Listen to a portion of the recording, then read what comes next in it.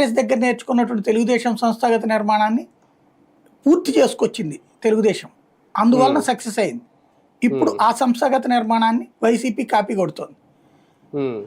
మొత్తం మీద ఒక సిస్టంలోకి తీసుకొచ్చుకునే ప్రయత్నం చేస్తున్నారు, అది మంచి పరిణామమే. కానీ నాయకత్వ ప్రతిభ కనపరుచుకునే అవకాశం ఇప్పుడు ఇచ్చారా జగన్మోహన్ రెడ్డి గారు కాస్తంత లేట్గా?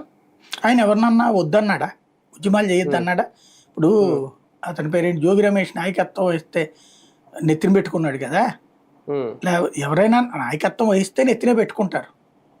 నువ్వు వహించకపోతే జస్ట్ ర్యాపో మెయింటైన్ చేసుకుని రికమెండేషన్లతో పదవులు పొందడానికి ప్రయత్నించిన వాళ్ళు ఎక్కువ మంది ఉన్నారు అక్కడ. అంటే సార్ ఒకటి నా డౌట్ ఏంటంటే, ఇప్పటి వరకు మన అధికారంలో ఉన్న అంతకుముందు అయినా సరే వైసీపీలో కొన్ని గీతలు ఉంటాయి, ఆ గీత దాటి ఎవరు ఉండడానికి వీలు లేదు, అందుకే చాలా మంది చేయాలనుకున్నా చేయలేరు. ఎవరో ఒక ఆయన ధర్మవరం ఎమ్మెల్యే ఆయన కేతిరెడ్డి లాంటి వాళ్ళు తప్ప మిగిలిన వాళ్ళు ఎవరో చేయలేరు జగన్ దాటి అనేది. ఇప్పుడు ఆ గీతలన్నీ చెరిపేసి వాళ్ళకి ఇప్పుడు ఒక ఫ్రీ హ్యాండ్ ఇప్పుడు ఇచ్చారా నేను అడిగేది?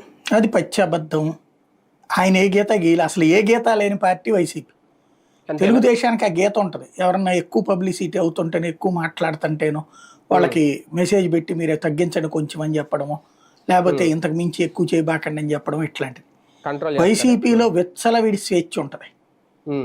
కేతిరెడ్డి ఏమన్నా జగన్ పర్మిషన్ తీసుకుని చేశాడా? లేకపోతే కోటన్ రెడ్డి ఏమన్నా జగన్ పర్మిషన్ తీసుకుని చేశాడు తన నియోజకవర్గంలో?